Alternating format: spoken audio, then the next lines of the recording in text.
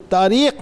جب بھی غلامان مصطفیٰ صلی اللہ علیہ وآلہ وسلم کی فہرست کو دیکھے گی، مرتب کرے گی، مرتب کرتی رہے گی، تو 8ویں نام پر ناظرین، 8ویں نام پر جس عاشق رسول صلی اللہ علیہ وآلہ وسلم کا نام گرامی آتا ہے ناظرین، جو سنہری حروف میں لکھا ہے، وہ حضرت عبد الرحمن بن عوف رضی اللہ تعالیٰ عنہ ہیں کہ تاریخ کبھی اس بات کو فراموش نہیں کر سکتی۔ بات یہ ناظرین کہ یہ سب نگاہ مصطفیٰ صلی اللہ علیہ وآلہ وسلم اور عطائے مصطفیٰ صلی اللہ علیہ وآلہ وسلم کا کمال ہے کہ جس کو چاہیں، جب چاہیں، جیسے چاہیں عطا فرمائیں، کہ جس طرف اٹھ گئی دم میں دم آ گیا، اس نگاہ عنایت پہ لاکھوں سلام کہ آج ایک ایسی پاک ہستی کا تذکرہ پاک ہے جن کی رفعتوں پر رفعتیں نازاں اور جن کے مراتب پر مراتب فخر سراپاں ہیں کہ السابقون الاولون کا تاج ہی ناظرین عشق والوں کی دنیا اور غلاموں کے بازار میں اتنا نایاب ہے کہ دنیا کی ہر شے سے بڑھ کر ہے، کجا اس کے کہ ظہور اسلام سے لے کر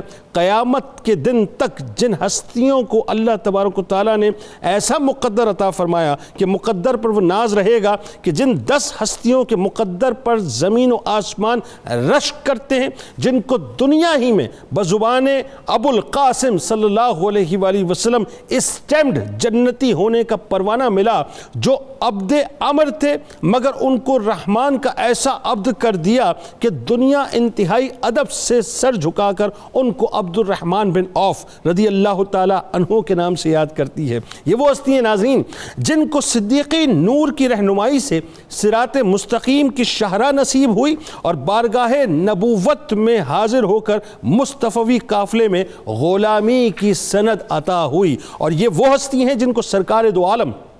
صلی اللہ علیہ وآلہ وسلم کی بارگاہ سے سرکار علیہ السلام کے ظہری پردے کے بعد ازواج مطہرات کی چاکری و محافظت کے بدلے نہایت صادق اور نیکوکار ہونے کی سند ملی کہ میں ان عنایتوں پہ قربان جاؤں ناظرین کہ دومتل جندل کی مہم ہے اور سرکار مدینہ صلی اللہ علیہ وآلہ وسلم نے بلا کر یعنی آپ سوچئے ناظرین مقام اور مرتبہ کیا اور رفتیں اور شان کیا ہیں کہ جس کو سرکار دیکھ لیں ان کی دنیا پلٹ جائے، ان کی آخرت بدل جائے۔ ذرا سوچئے جن کو سرکار خود اپنی بارگاہ میں بلائیں اور اپنے دست مبارک کے جن دست مبارک میں کائنات کے خزانوں کی کنجیاں موجود ہیں ناظرین، امامہ شریف اپنے دست مبارک سے باندھیں، پیچھے شملہ چھوڑیں اور ہاتھ میں علم دے کر یہ فرمائے کہ بسم اللہ راہ خدا میں روانہ ہو جاؤ۔ جان نثاری کا ناظرین عالم یہ کہ بدر سے لے کر سرکار دو عالم صلی اللہ علیہ وآلہ وسلم کے ظاہری پردے کے بعد شیخین کریمین کے دور مبارک تک کم و بیش تمام غزوات، جنگوں اور مارکوں میں شریک رہے، اور آپ رضی اللہ تعالیٰ عنہ کو یہ اعجاز حاصل ہے کہ آپ کی نشاندہی پر حضرت معاذ حضرت معوذ رضی اللہ تعالیٰ عنہما نے امت کے فرعون ابو جہل کو واصل جہنم کیا تھا۔ خلیفہ اول کے عہد میں حضرت عبد الرحمن بن عوف رضی اللہ تعالیٰ عنہ ایک مخلص مشیر اور صاحب الرائے رکن کی حیثیت سے ہر قسم کے مشوروں میں شریک رہے۔ فاروق اعظم رضی اللہ تعالیٰ عنہ نے مسند خلافت پر قدم رکھنے کے ساتھ نظام خلافت کو پہلے سے زیادہ منظم اور مرتب کر دیا۔ مہمات اور مسائل پر بحث و مباحثے کے لیے ایک مستقل مجلس شورا قائم کی۔ حضرت عبد الرحمن بن عوف رضی اللہ تعالیٰ عنہ اس مجلس کے نہایت صاحب الرائے، پرجوش اور سرگرم رکن ثابت ہوئے۔ بہت سے معاملات پہ ناظرین انہی کی رائے پر آخری فیصلہ ہوا کرتا۔ حضرت علی کرم اللہ وجہ الکریم نے جنازے پر کھڑے ہو کر یہ فرمایا کہ ابن عوف جا تو نے دنیا کا صاف پانی پایا اور گدلا چھوڑ دیا۔ حضرت سعد بن ابی وقاص رضی اللہ تعالیٰ عنہ جنازہ اٹھانے والوں میں شریک تھے ناظرین، اور کہتے تھے کہ یہ پہاڑ بھی چل بسا۔ حضرت عبد الرحمن بن عوف رضی اللہ تعالیٰ عنہ کا ناظرین دامن فضل و کمال اور اخلاق کے جواہر پاروں سے مالا مال تھا، خصوصاً خوف خدا، حب رسول صلی اللہ علیہ وآلہ وسلم، صدق، رحم،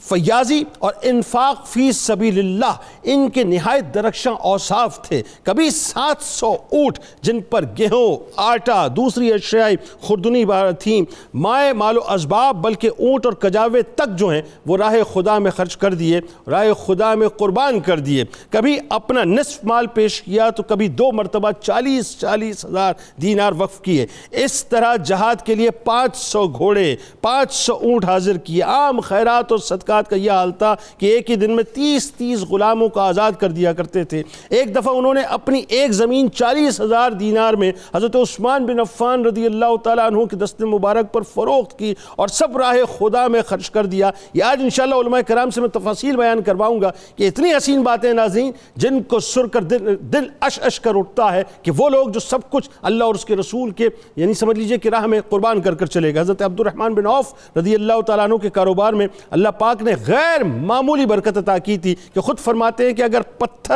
میں پتھر کے نیچے ہاتھ رکھتا تھا تو وہاں سے نیچے سے سونا نکلتا تھا۔ یعنی دسترخوان انتہائی وسیع پرتکلف لیکن کبھی قیمتی اور خوش ذائقہ کھانا سامنے آ جاتا تو گزشتہ فقر و فاقہ یاد کر آنکھیں نم ہو جایا کرتی تھی۔ بس آخری بات ناظرین کہ وراثت جب آپ نے تقسیم کی ہے، ایک جملہ مجھے ادا کرنے دیجئے، میں نے بڑا کھنگالا دیگر